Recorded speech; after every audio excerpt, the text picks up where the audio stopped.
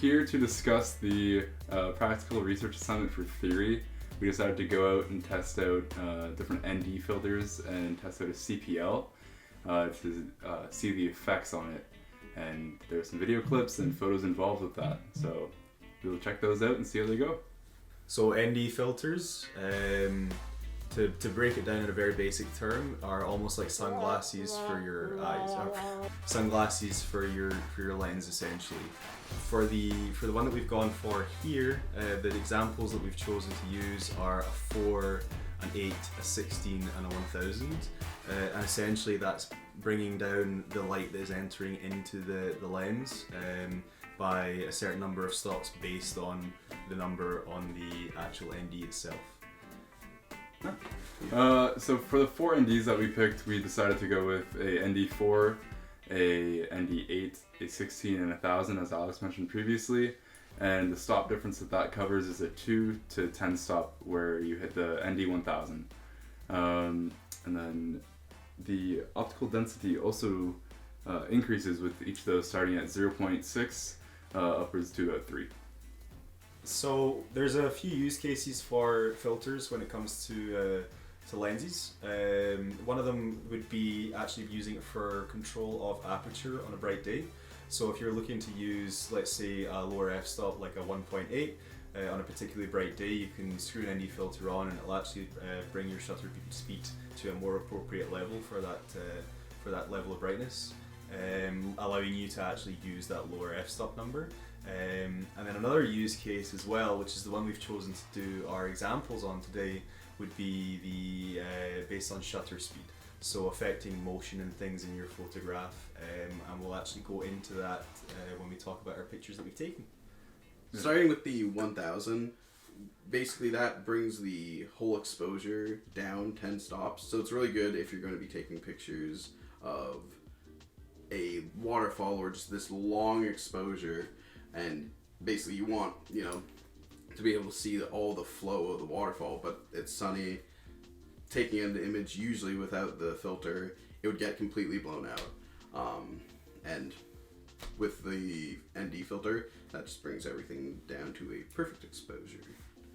So yeah, as you'll see in the images that we've quickly reviewed as well, there's quite a clear difference in the clarity of actually the water itself and the waterfall from ND1000, which will be the initial one, going down to the ND4 at the end there. And you can see that when we get closer to ND4, a lot of those, the detail in that water is brought back, and you can see more droplets and things, whereas that 1000 is very smooth and kind of misty almost in the quality of the water. There's actually more than just one type of ND filter. The ones we use are just the basic ND filters, but some other ones that you can get are called VNDs, which are called variable ND filters, and they vary from a 2 to 5 stop and then a 6 to 9 stop, I believe. So there's different stops of dynamic range. There's graduated neutral density filters that, if you kind of think like a graduated mask on Lightroom or anything like that, it starts dark and then fades to light. So that's good if you're doing just water, or you just want the sky dark in a landscape image and the water to be the proper exposure. And also a central neutral density, which is, you can kind of think of it as like a donut in a way, where the center is a bit darker and then everything surrounding that image will be the proper exposure which you had it set up before. Yeah, and actually, funnily enough, the center neutral density filters are actually quite good and used for taking pictures of things like the moon and the sun and stuff like that, because it's bringing that density down right in the middle where you've got the concentrated light source, so you bring back like the sky and stuff on the outside edges there with it having not as dense around the outside. And especially looking at the moon, you'd get a lot of like craters and like the actual like texture essentially of the moon coming back in. Yeah. And I guess the final filter that we can talk about today is the polarizer, the CPL, the good old other sunglasses for your lens. So it works in a way that you will turn it to create the amount of kind of like cutting through a glare.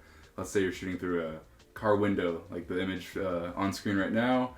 There's a lot of glare. You can see the trees in the reflection, and with a simple quarter to half turn of the filter, you can cut straight through the glass and see the actual subject through the window. And that can be used for water, car photography, and even in the sky, it'll make the blues more blue and rich, and it also drops the exposure about half a stop, but so you just gotta counteract that. But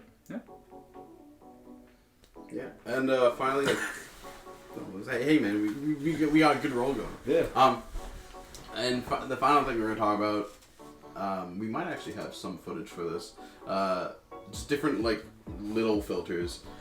So not only for like photography cameras, there's also the filters for video cameras. A lot of the really high-end video cameras will actually have these filters built in on the actual camera. So if they're recording a movie or anything like that, they can either do it like basically live while they're recording, or it's just a quick change in between scenes.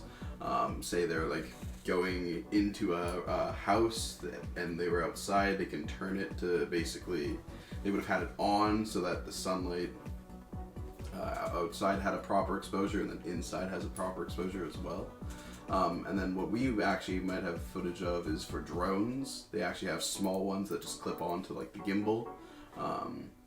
And that's really good because obviously for a lot of these drone shots, you're up high, the sun will almost always get into the lens, whether it's a lens flare or just you're looking directly at the sun. And it can also do the things like getting that better exposure for getting longer shutter speeds as well. Yeah. But most importantly, we shot B-roll. Go!